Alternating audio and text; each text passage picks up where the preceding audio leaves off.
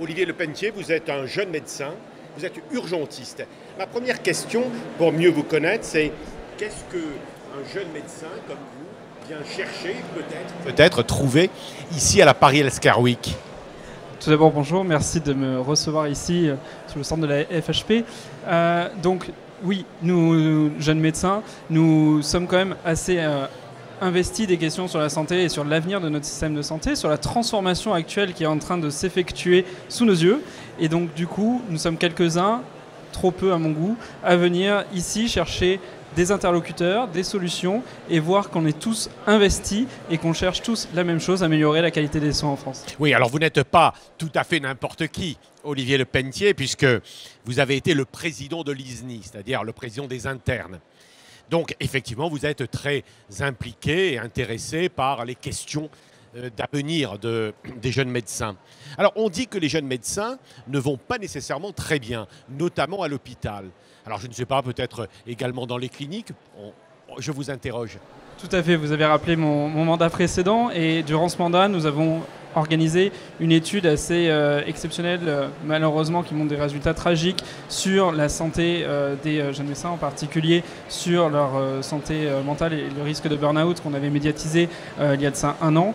Malheureusement, en effet, tout le monde ne va pas bien. Donc justement, nous cherchons, et peut-être ici, nous allons trouver des réponses pour mieux travailler ensemble, pour améliorer que ce soit les soins effectués ou l'organisation au sein de l'hôpital, qu'il soit public, privé, privé non lucratif ou n'importe quel établissement de santé où se délivrent des soins. Sur l'entrée en médecine, j'interrogerai sans doute les acteurs ici sur ce plateau, sur l'entrée en médecine.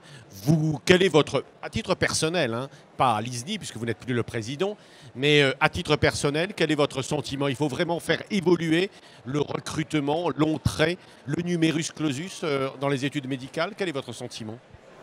Alors ça ouvre un champ vraiment très large, diversifié oui. et très large de questionnement. Là on parle de l'entrée, on peut parler de la sortie et on peut parler de ce qui se passe au milieu. Je vous Je trouve suis, qu'il y a vraiment allez-y. beaucoup de choses à évoquer. En quelques mots. Donc en fait sur l'entrée, ça fait appel au numerus clausus. Le numerus clausus qui est très mis en avant dans tous les problèmes de démographie médicale et de nombre de médecins qui clairement, alors je parle à titre personnel mais je pense que cet avis est assez partagé par la représentation étudiante, n'est pas la solution.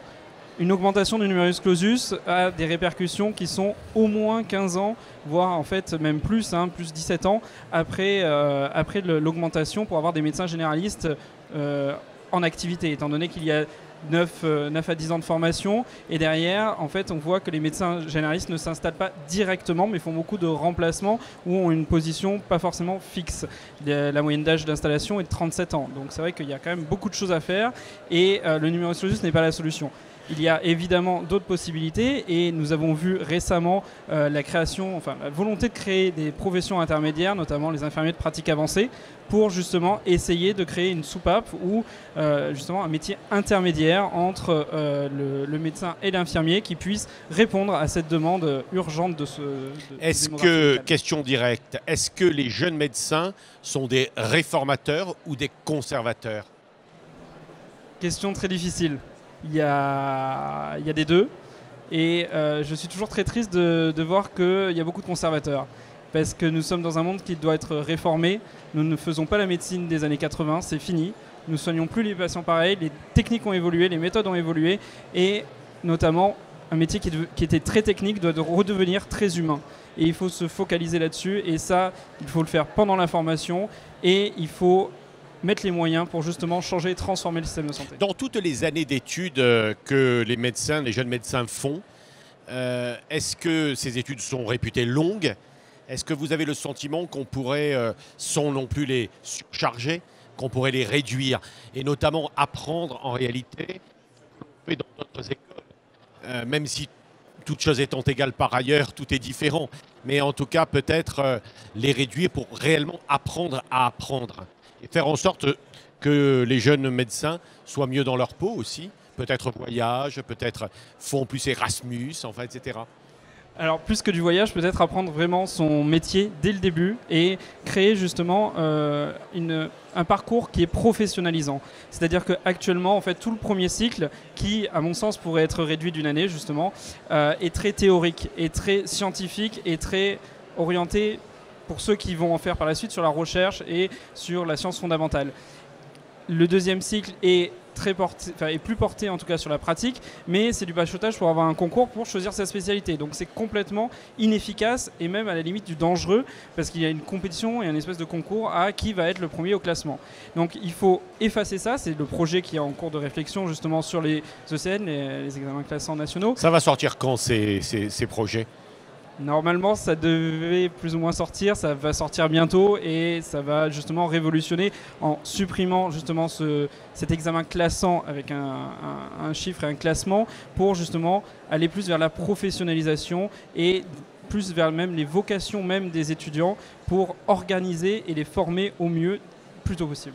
Il y a une volonté à la fois des pouvoirs publics mais également des professeurs, etc. Et donc des médecins eux-mêmes pour transformer cet aspect, en réalité, cette part du métier de médecin, à votre avis ? Alors que ce soit les enseignants ou les enseignés, tout le monde a vraiment cette volonté d'améliorer la formation. C'est toujours plus agréable d'enseigner ce qu'on aime et à quelqu'un qui le souhaite plutôt que de le faire contraint et forcé.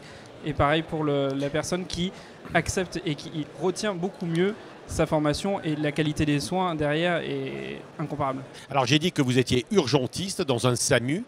D'abord, comment on vit quand on est urgentiste dans un SAMU ? Vous y êtes depuis quand ? Alors ça fait un petit moment en fait qu'en effet je rôde dans les SAMU.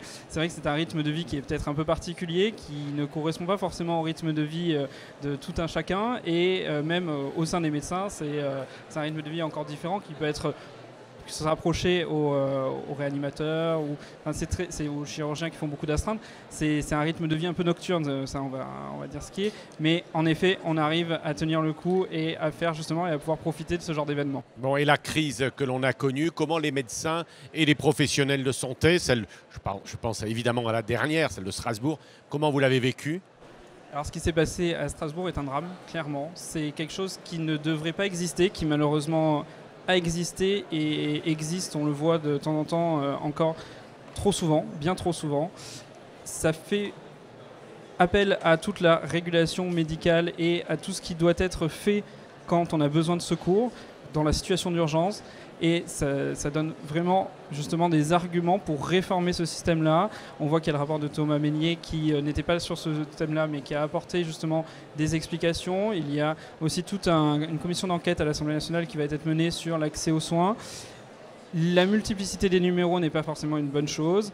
Lequel choisir, je n'ai pas la solution, vous vous en doutez bien, mais c'est vrai que dans le cas évoqué, ça a basculé entre les pompiers, le SAMU. Finalement, cette personne n'a jamais eu un médecin au téléphone.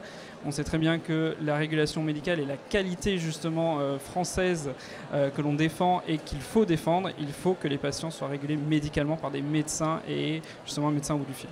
Eh bien, merci en tout cas Olivier Lepennetier d'être passé sur le plateau de FHP Direct, et puis bon congrès, bon salon. Merci. À bientôt.